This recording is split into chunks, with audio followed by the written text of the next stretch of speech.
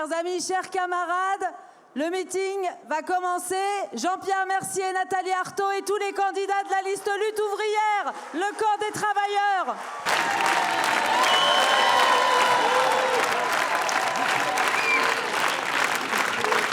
Travailleuses, travailleurs, chers amis, chers camarades, avec Jean-Pierre Mercier et au nom de tous nos camarades qui ont préparé cette fête et l'animent, nous vous souhaitons la bienvenue et nous espérons que vous pourrez pleinement en profiter, même si le soleil se fait capricieux.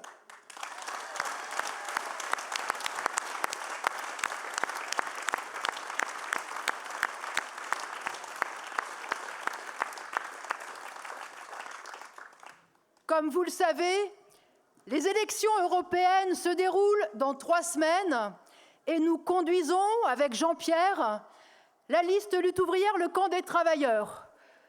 Vous allez donc pouvoir voter, en plus de nous deux, pour Salah Keltoumi, cariste à l'usine Stellantis de Mulhouse, pour Claire Rocher, infirmière à Dijon, pour Serge Latchoumanin, formateur à La Réunion. Je ne vais pas tous les citer, mais je rajoute que vous voterez aussi pour Arlette Laguiller, qui incarne notre combat depuis bien des années.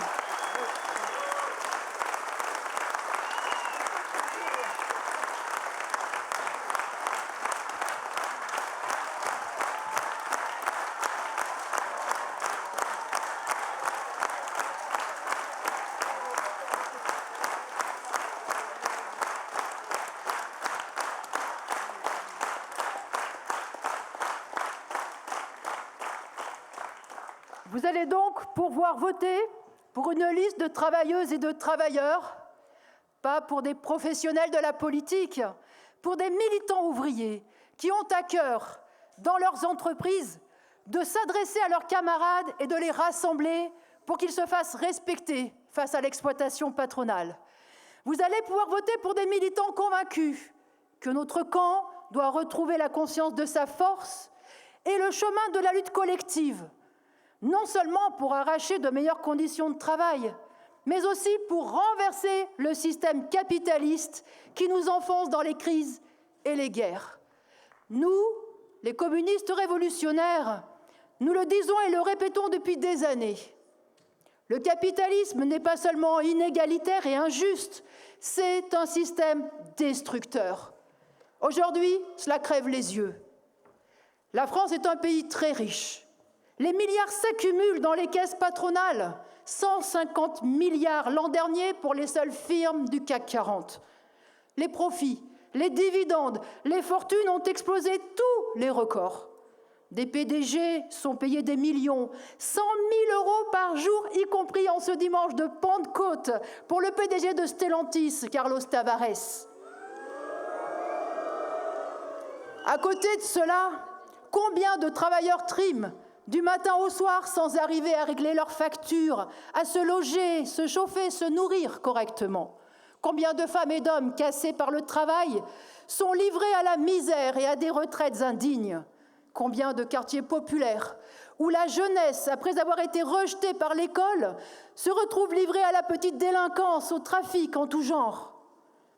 Et ce sont encore ces femmes et ces hommes qui sont pointés du doigt, accusés de ne pas vouloir travailler, de ne pas s'occuper de leurs enfants, d'abuser des médicaments, des HLM, qui sont licenciés pour des broutilles, comme cette femme de ménage des toilettes de la gare Montparnasse qui a été mise à la porte pour avoir récupéré 1 € de pourboire. Avec les Jeux Olympiques, le gouvernement Macron appelle à une trêve sociale. Mais il y a une trêve pour les salariés licenciés de Camaïeu, de Casino et de bien d'autres entreprises. Il y a une trêve pour tous ceux qui n'en peuvent plus et doivent travailler 2 ans de plus. Bien sûr que non, parce que la lutte de classe ne s'arrête jamais. La grande bourgeoisie attaque en permanence sur tous les fronts. Et elle ne se contente pas de s'enrichir de l'exploitation et de nous racketter en faisant flamber les prix. Elle tape dans les caisses de l'État, accapare les milliards qui devraient servir aux hôpitaux, aux logements, à l'éducation, aux retraites. Dans cette société, ce sont les possédants, les financiers, ceux qui sont les plus éloignés de la production de richesses, qui prospèrent et s'enrichissent en parasites sur le dos des travailleurs. Ceux qui font le travail, qui se lèvent au milieu de la nuit pour prendre l'équipe du matin, ceux qui font rouler les bus et les métros, ceux qui nettoient et entretiennent, s'occupent des enfants ou des anciens, ont une vie de plus en plus dure. Cela s'appelle la guerre sociale. Cette guerre-là n'a pas pour décor les tranchées, mais les salons feutrés des ministères et des conseils d'administration. Elle ne se mène pas avec des obus et des canons, mais à coups de lois, de décrets, de décisions qui tombent comme des couperets sur les travailleurs. Eh bien, cela suffit pour condamner le capitalisme. Non, un système aussi injuste et inégalitaire ne peut pas être l'avenir de l'humanité.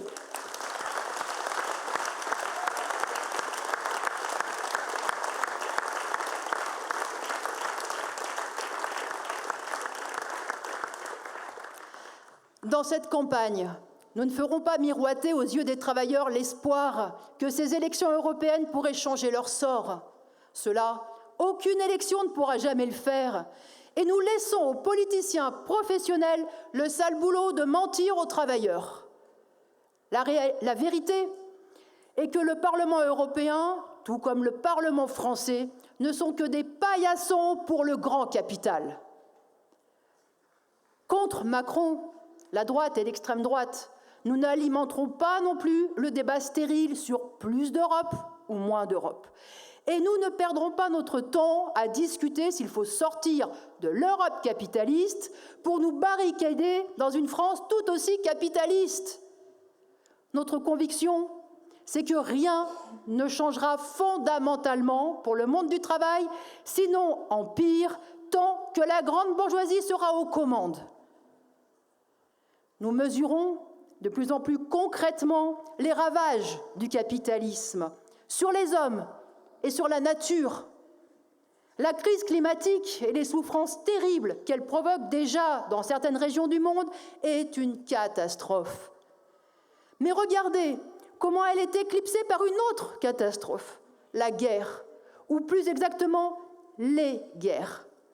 Parce que oui, en plus de tout, la société s'enfonce dans des guerres sans fin, dans le nationalisme, le racisme, l'inhumanité et la barbarie. Alors l'heure n'est plus au rafistolage. Nous n'inverserons pas le cours réactionnaire de la société en prenant ces problèmes isolément et en essayant de les régler petit bout par petit bout. Il faut détruire cette société capitaliste, renverser la grande bourgeoisie qui domine du haut de ces multinationales et en finir avec la logique capitaliste, les lois du profit, du marché, de la concurrence, qui en plus d'être source d'un gâchis inouï, dégénèrent en affrontements sanglants. Il faut que les travailleurs renouent avec la conscience que c'est à eux de diriger la société. Aidez-nous à faire entendre ces idées fondamentales le 9 juin en votant pour la liste Lutte ouvrière.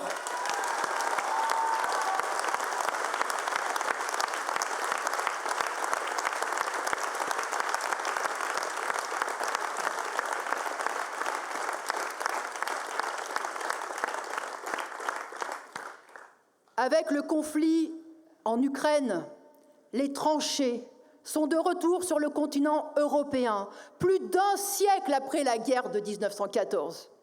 Les scènes que l'on associe à la Seconde Guerre mondiale, le bombardement de villes, les alertes aériennes, les refuges dans les caves sont devenus le quotidien des Ukrainiens depuis 2 ans. À Gaza, les défenseurs du gouvernement israélien nous expliquent qu'ils mènent une guerre civilisée, qui n'a rien à voir avec les atrocités commises par le Hamas le 7 octobre. Mais tout ce degré de civilisation ne sert qu'à transformer Gaza en un champ de ruines, à plonger la population dans la terreur, à l'affamer. Cela fait maintenant 7 mois que les scènes d'horreur se succèdent. Familles ensevelies sous un bombardement, enfants criant famine ou tués par le souffle d'une explosion, des charniers d'hommes exécutés après avoir été faits prisonniers, des blessés, opérés ou amputés sans anesthésie parce que le siège empêche l'aide humanitaire d'arriver. Quand ce bain de sang finira-t-il? Combien de morts avant que les États-Unis décident de retenir la main de leur allié Netanyahou?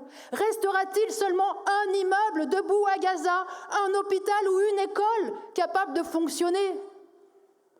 Les souffrances infligées aux Palestiniens n'apaisent pas le calvaire des familles israéliennes endeuillées et de celles qui comptent un otage à Gaza. Elles s'y ajoutent.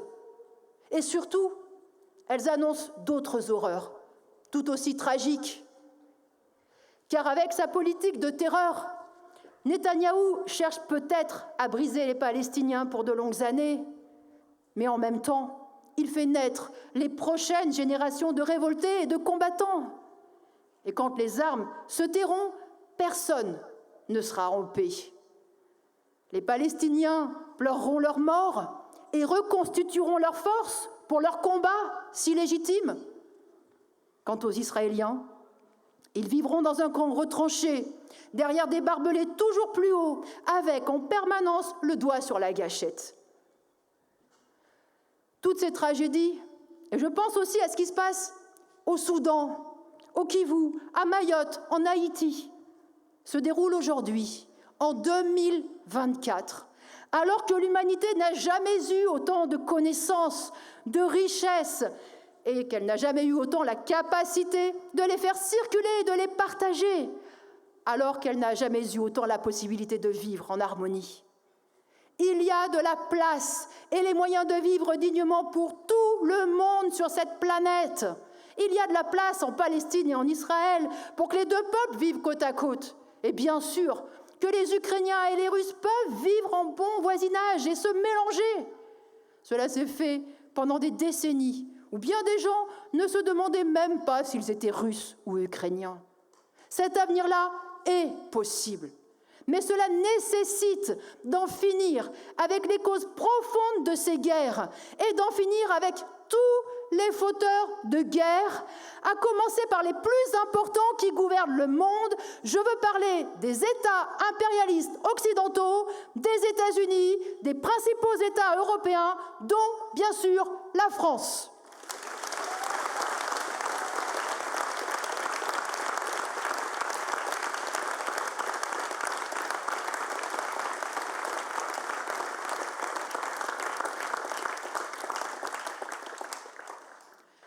Poutine et Xi Jinping d'un côté, Biden et ses seconds couteaux de l'autre, sont les deux faces d'une même pièce.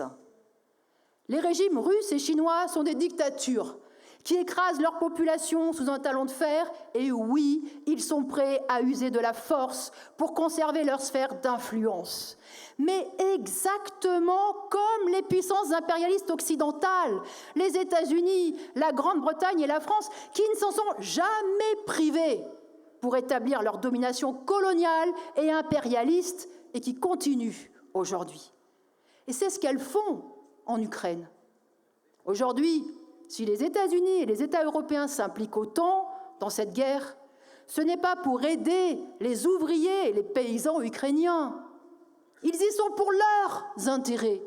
Ils mènent cette guerre pour affaiblir la Russie et pour finir d'asseoir leur domination économique, politique et militaire sur cette région du monde. Rachat d'usines, d'entreprises, mainmise sur les fameuses terres noires, endettement auprès des banques occidentales. Une bonne partie de l'économie ukrainienne est déjà passée sous la coupe des capitalistes occidentaux. Et la guerre accélère ce mouvement, en plus d'être une formidable entreprise commerciale pour tous les marchands de canons et pour ceux qui lorgnent sur la reconstruction du pays. Pendant que les affaires vont bon train, les Ukrainiens transformés en soldats, souvent des fils de paysans et d'ouvriers, laissent une jambe, un bras, voire leur peau dans les combats. Alors non, les grandes puissances occidentales ne sont pas des puissances de paix. Elles mettent en avant le droit international et les principes de liberté et de démocratie uniquement quand ça les arrange et quand cela va dans le sens de leurs intérêts. Pour les Palestiniens, elle est où la liberté?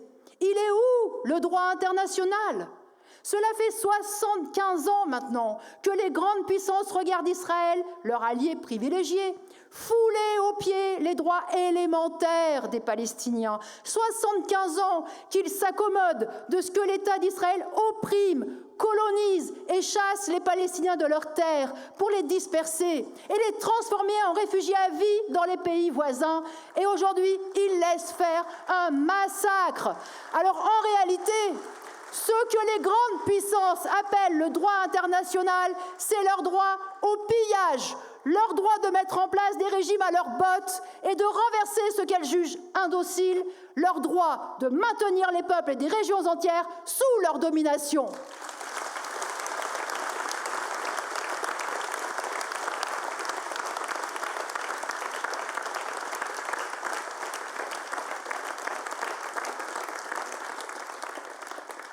À une bien petite échelle, regardez comment l'État français se comporte vis-à-vis du peuple kanak.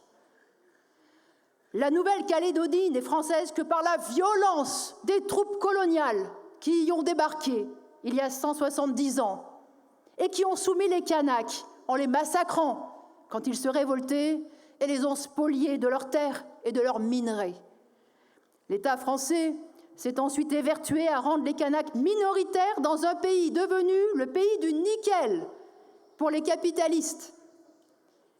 L'État français a fait venir des dizaines de milliers de travailleurs de France, de gré et de force, avec les bagnards, dont furent aussi les communards déportés comme Louise Michel.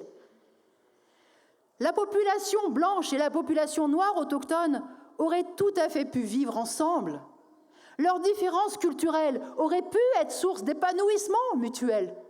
Mais l'État français ne l'a pas permis. Il a utilisé les nouveaux arrivants contre la population kanak, la repoussant dans les terres, la marginalisant et l'appauvrissant toujours davantage. La volonté actuelle du gouvernement d'imposer l'élargissement du corps électoral est dans la continuité de cette politique coloniale. Cela n'a absolument rien à voir avec le souci démocratique de permettre à tous de voter. D'ailleurs, ici, en métropole, le gouvernement veut-il donner le droit de vote aux travailleurs étrangers? Bien sûr que non! Il s'agit d'une manœuvre politicienne. Il s'agit d'une manœuvre politicienne pour rendre minoritaires les Kanaks et les empêcher de décider de leur sort. Alors la révolte que ce passage en force a provoquée est légitime. Oui, il revient bien aux Kanaks, dont la Nouvelle-Calédonie est la terre, de décider de leur avenir.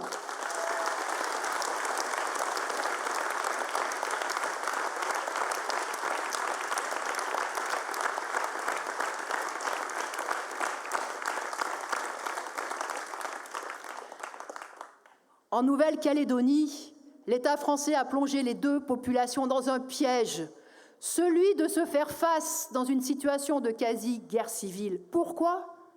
Pour les trusts du nickel et pour assurer la position de l'impérialisme français dans le Pacifique face à la Chine et les États-Unis. C'est le même genre de bombes à retardement qui sont en train d'exploser à Mayotte, en Palestine, en Ukraine. Et ce sera le cas tant que perdureront les rapports de domination qui alimentent les inégalités, le rejet, la haine et le racisme entre les travailleurs et entre les peuples. Alors il faut réaliser que les principaux fauteurs de guerre sont chez nous. Ce sont ceux qui nous parlent de compétitivité, de concurrence, de guerre économique. Ce sont nos dirigeants. À ce stade du capitalisme, les rivalités économiques sont exacerbées. Et elles menacent en permanence de dégénérer en guerre tout court. Les deux géants que sont la Chine et les États-Unis sont en train d'accumuler tout un arsenal pour faire la guerre. Pendant quelques semaines, tous les chefs d'État vont nous amuser avec les Jeux Olympiques, l'esprit de concorde et de paix. Mais la réalité, c'est qu'après avoir plongé l'humanité dans la Première et la Deuxième Guerre mondiale, ils préparent la Troisième. Alors ne marchons pas dans leur propagande guerrière, refusons leurs appels doucereux et trompeurs à l'unité nationale, ne les laissons pas nous mener à une Troisième Guerre mondiale.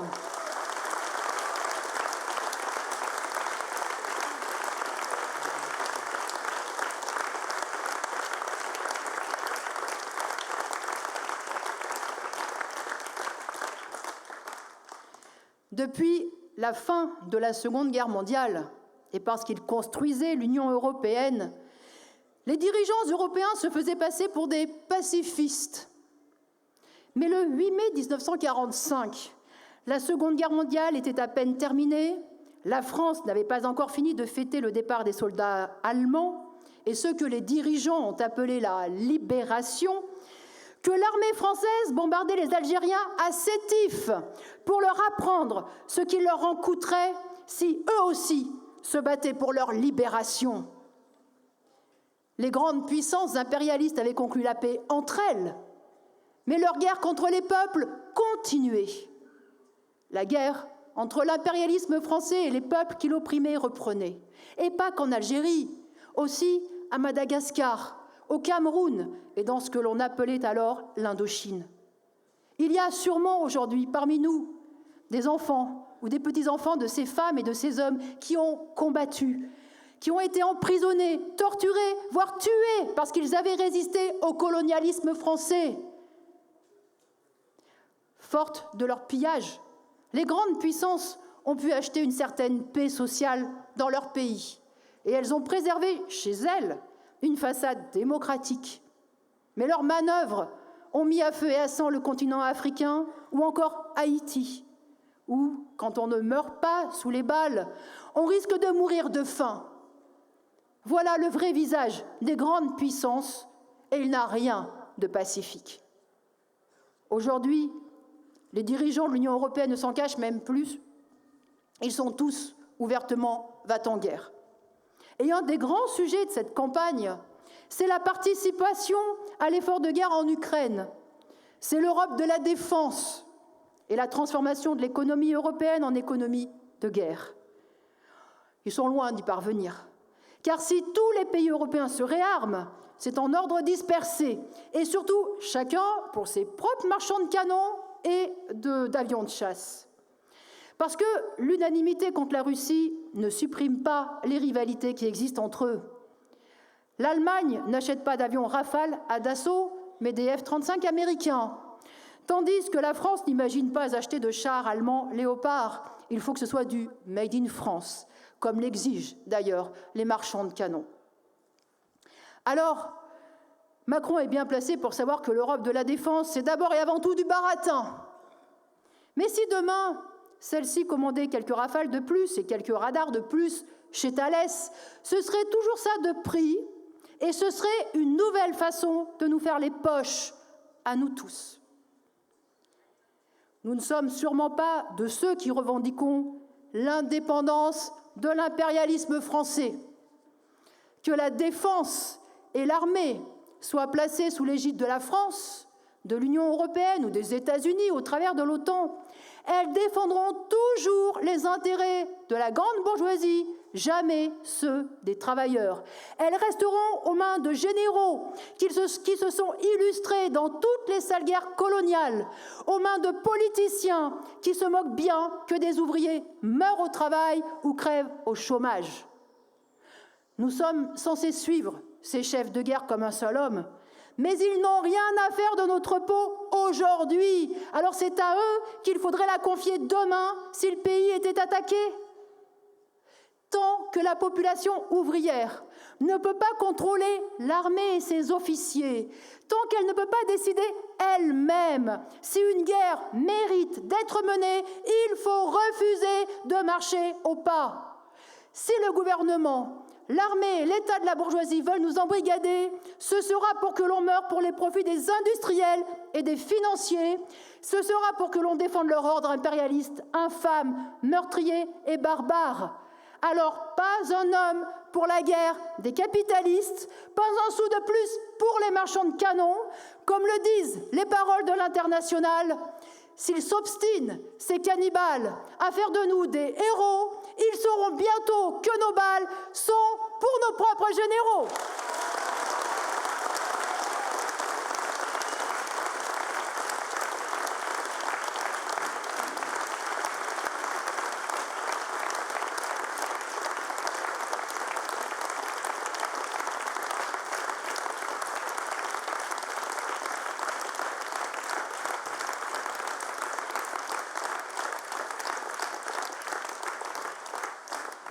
Ceux qui, comme Macron ou Glucksmann, le candidat du Parti socialiste, essayent de vanter les vertus de l'Union européenne en la décrivant comme un partenariat politique et économique, sont ridicules. Vous remplacez le mot partenariat par foire d'empoigne entre brigands, et là oui, vous avez la réalité de l'Union européenne.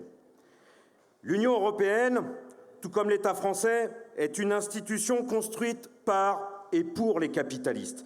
Et elle ne peut pas être autre chose qu'une juxtaposition d'égoïsmes nationaux.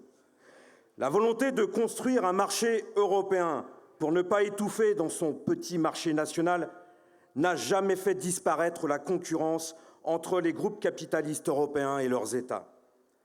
Derrière les beaux discours d'Ursula von der Leyen, de Scholz ou de Macron sur l'Europe forte et unie, il y a une surenchère de subventions et de dumping fiscal pour attirer des investissements. Il y a des batailles incompréhensibles pour le commun des mortels sur la façon de fixer le prix de l'électricité, devenue source de profit pour les entreprises. Oh, nous disent-ils, nous sommes quand même mis d'accord lors du Covid pour acheter des vaccins en gros. Vous parlez d'un exploit. Non, l'Union européenne n'est pas une véritable union et elle est tout sauf l'union fraternelle des peuples européens. C'est une union qui pérennise les inégalités et les rapports de domination entre les pays riches d'Europe de l'Ouest sur ceux plus pauvres d'Europe de l'Est et du Sud comme la Grèce.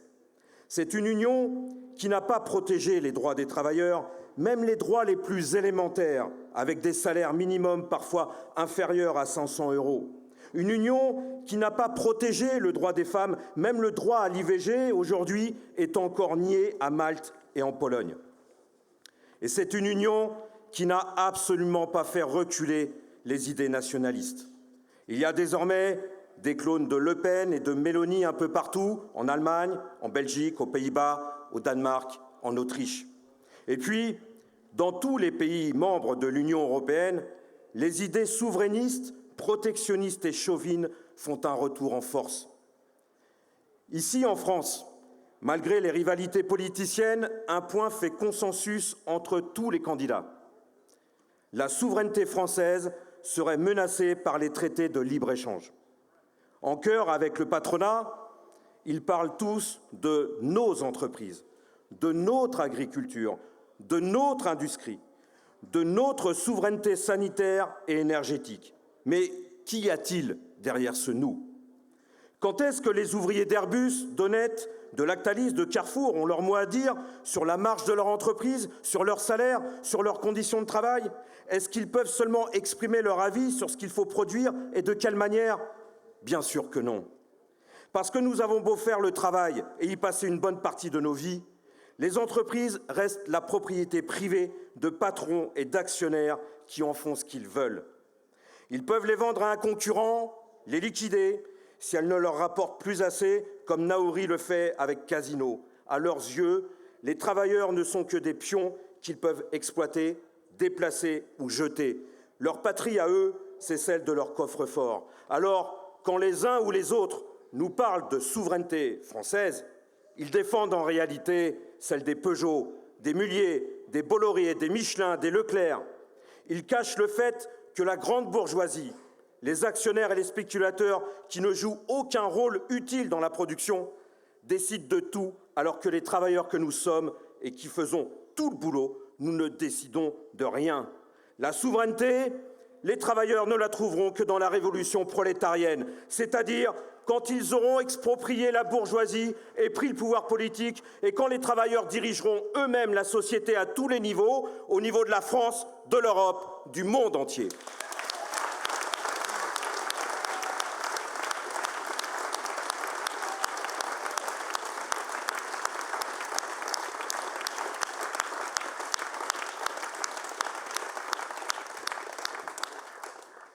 Dans cette campagne, les frontières sont défendues, y compris par les partis de gauche, qui prônent, exactement comme le Rassemblement national, plus de protectionnisme, en expliquant qu'il faudrait craindre la concurrence des ouvriers sous-payés d'Ukraine, de Moldavie ou de Chine. Mais c'est précisément parce que le grand patronat a toujours mis en concurrence les exploités des différents pays que les militants ouvriers, socialistes et communistes ont construit à plusieurs reprises des internationales ouvrières. C'est pour cela qu'ils ont cherché à coordonner leurs luttes et leurs revendications, comme lors de la journée du 1er mai ou celle du 8 mars consacrée à la lutte des femmes. C'est pour cela que tous les partis ouvriers, lorsqu'ils étaient encore révolutionnaires, étaient d'abord et avant tout internationalistes.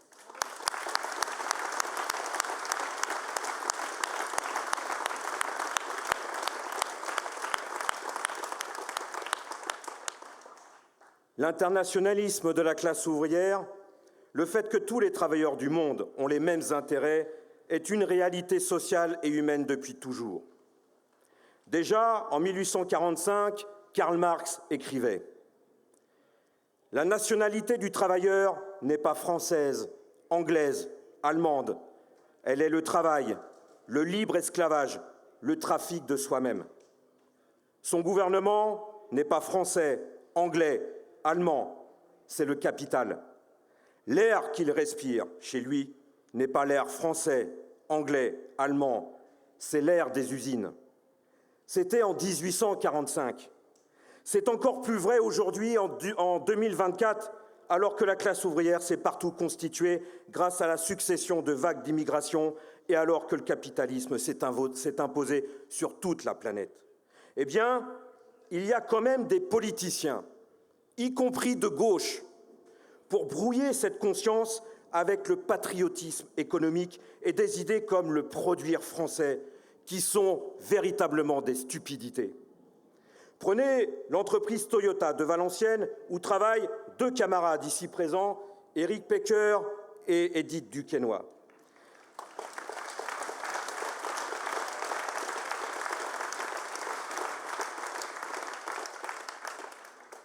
C'est un groupe à capitaux japonais. Toute une partie des installations vient du Japon. Mais l'entretien annuel ou les transformations sont assurées par une entreprise britannique, employant majoritairement des salariés polonais.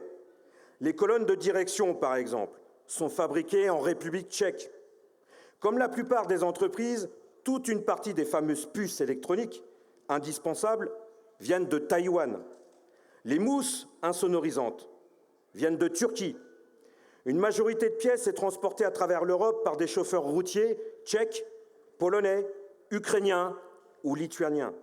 Les 5000 travailleurs de l'usine, dont toute une grande partie sont des intérimaires, viennent du Maghreb, du Sénégal, du Mali, de Guinée-Conakry, d'Afghanistan, et leurs fiches de paye sont faites en Pologne. Alors non, on ne produit pas français. En revanche, on produit bien sous les ordres des capitalistes avec leur organisation à l'échelle internationale. On peut la trouver stupide et aberrante, et elle l'est par bien des aspects. Mais si on en veut une autre qui corresponde aux intérêts des travailleurs du monde entier et qui respecte la planète, eh bien il faut exproprier les actionnaires et prendre le contrôle des multinationales. Tout le reste, c'est du baratin qui revient à mettre les travailleurs à la remorque de la bourgeoisie.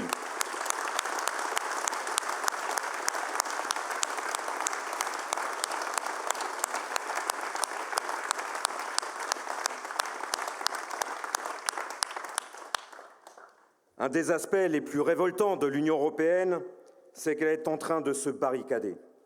En 2014, l'Union européenne comptait 300 km de barrières et murs frontaliers. Elle en compte aujourd'hui plus de 2000. En 1989, lors de la chute du mur de Berlin, les dirigeants européens avaient applaudi à la fin du rideau de fer. Aujourd'hui, sous la pression d'une extrême droite toujours plus forte, ils sont en train d'en reconstruire un, y compris en plein milieu de la Méditerranée, malgré tous les liens qui lient l'Europe à l'Afrique, ou encore à Calais et dans les ports de la Manche. Même la gare du Nord, à Paris, a son lot de barbelés pour empêcher des réfugiés d'embarquer dans un Eurostar vers Londres. Et partout, l'Union européenne est sillonnée par des policiers, des douaniers, des militaires pour faire la chasse à des femmes et des hommes qui ne demandent qu'à gagner leur vie. Les dirigeants de l'Union européenne n'en sont pas encore à déporter les travailleurs immigrés sans papier au Rwanda et à supprimer le droit d'asile, comme l'a décidé le Royaume-Uni. Mais leur politique s'en rapproche. L'Union européenne verse des millions d'euros à la Libye pour payer des gardes-côtes et retenir les réfugiés dans des camps ce qui fait prospérer les mafias qui en profitent pour racketter, torturer et mettre en esclavage ceux qui ne peuvent pas payer. La Turquie a reçu plusieurs milliards d'euros pour faire ce sale boulot. L'Italie voudrait faire comme le Royaume-Uni, mais avec des déportations vers des centres de rétention en Albanie. En 2023, plus de 2500 morts ont été recensés dans des naufrages en Méditerranée, sans compter tous ceux qui ont disparu sans laisser de traces. C'est une politique criminelle qui a sa déclinaison dans tous les pays. En France, Macron, qui s'est fait élire 2 fois sur la promesse de faire barrage à l'extrême droite, a fait voter une loi anti-immigrés inspirée par le programme de Le Pen. Tout comme le refus du gouvernement de régulariser les sans-papiers, cette loi est une ignominie de plus, une attaque de plus contre les travailleurs, car attaquer les immigrés, c'est s'en prendre à des femmes de ménage, à des ouvriers du bâtiment, à des cuisiniers, à des manutentionnaires, des livreurs, des aides à domicile. C'est s'en prendre à des travailleurs qui se lèvent tôt pour gagner leur vie dans les métiers les plus pénibles et les plus mal payés. Et quand on appartient au monde du travail, on connaît le prix de cette exploitation.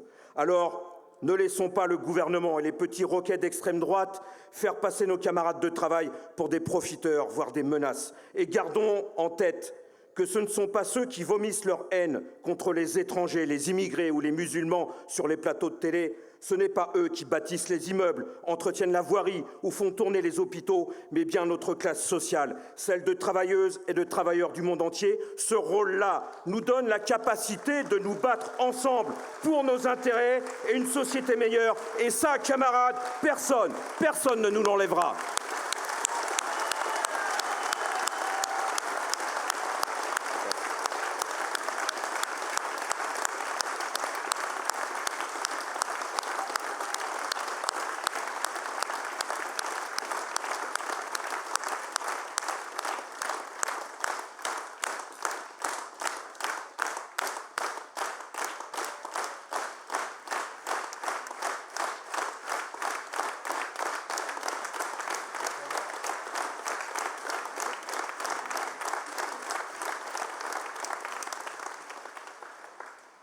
Oui, il y a des différences de couleur de peau, des différences de croyances et de philosophie, des différences de culture.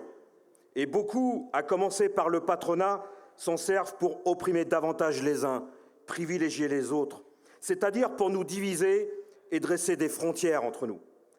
Le seul moyen de s'y opposer et de faire reculer l'influence mortelle de l'extrême droite et les préjugés racistes et xénophobes, c'est de nous unir dans le combat commun pour nos intérêts de travailleurs. C'est de faire nôtres les revendications des travailleurs immigrés, nos frères de combat. À bas l'Europe des barbelés, régularisation de tous les sans-papiers, liberté de circulation et d'installation des travailleurs sur toute la planète.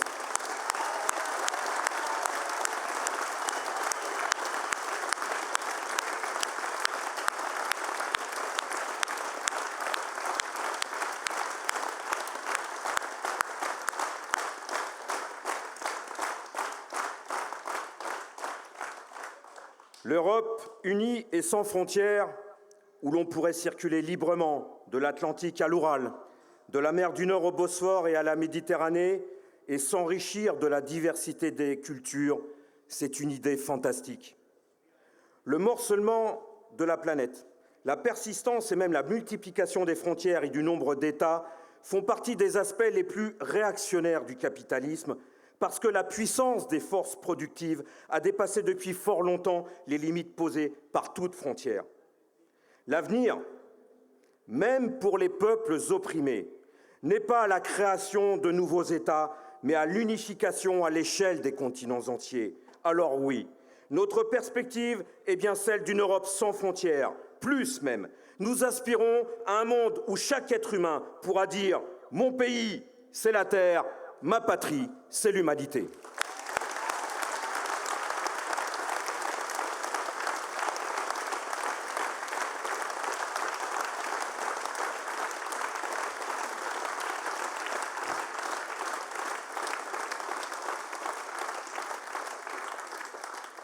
Ce nouveau monde ne pourra naître que par une nouvelle révolution sociale.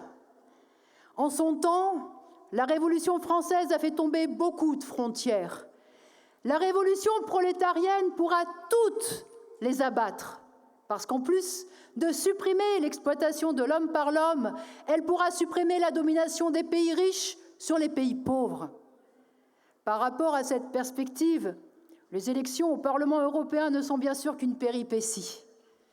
Mais dans cette période où les larbins de la bourgeoisie, les nationalistes, les souverainistes et les racistes ont micro ouvert, faisons entendre cette perspective. Montrons qu'il y a des femmes et des hommes qui voient un tout autre avenir pour l'humanité que cette guerre de tous contre tous à laquelle ils nous condamnent.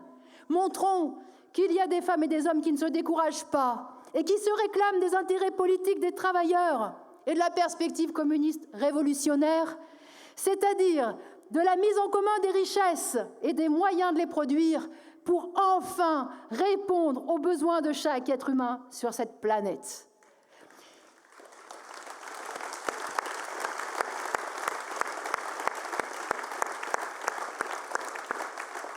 Et après nous être rassemblés dans le vote, rassemblons-nous pour construire le Parti communiste révolutionnaire internationaliste qui manque cruellement à la classe ouvrière.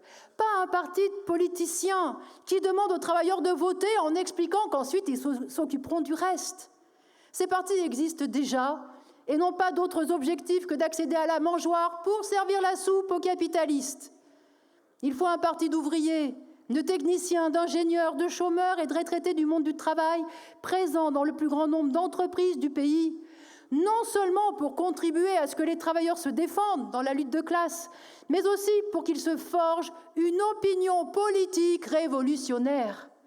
Il faut un parti de femmes et d'hommes des classes populaires conscients d'avoir à changer les choses par eux-mêmes, parce que c'est toujours d'en bas, du petit peuple, des travailleurs, des exploités, que sont nés les véritables changements. Ce parti doit bien sûr s'appuyer sur la jeunesse ouvrière et intellectuelle qui cherche le chemin de la révolution. Et nous lui disons que ce chemin passe par la mobilisation massive des exploités, car sans les millions de travailleurs, il est non seulement impossible de monter à l'assaut des forteresses du grand capital et de les transformer en place forte de la révolution, mais il est aussi impossible de faire le poids contre le pouvoir et ses forces de répression. Les opprimés et les exploités peuvent endurer bien des souffrances et vivre au milieu des horreurs, parfois des mois et des années. Mais il finit toujours par y avoir des révoltes et des insurrections, c'est-à-dire des moments où des millions de femmes et d'hommes découvrent leur pouvoir d'agir. Alors qu'on soit dans une période de recul ou de remontée des luttes, le seul objectif qui vaille, c'est celui du renversement de la société capitaliste. Défendons-le avec ténacité, avec enthousiasme, au cœur du monde du travail, dans les entreprises et dans les quartiers populaires.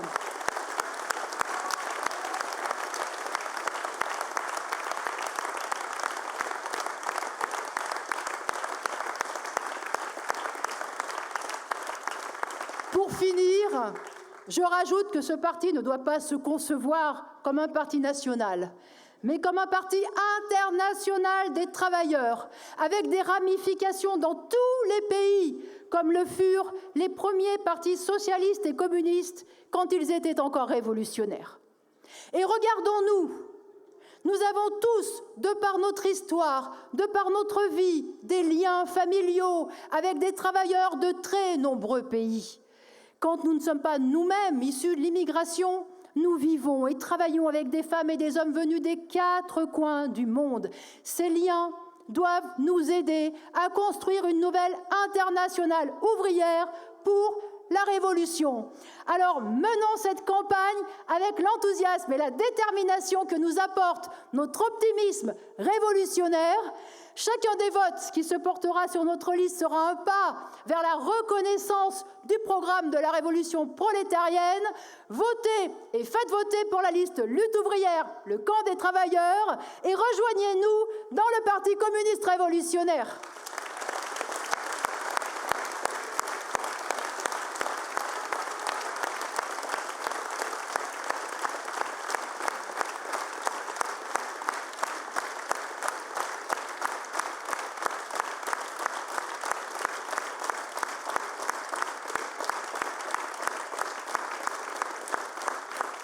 Et bien sûr, nous vous souhaitons de profiter de cette fête, des spectacles, des conférences, des discussions passionnées et de tous ces petits plats concoctés dans la camaraderie.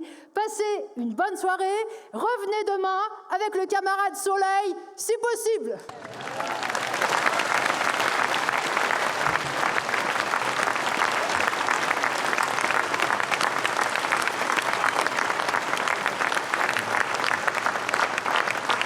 Debout les damnés de la terre, debout les soldats de la faim.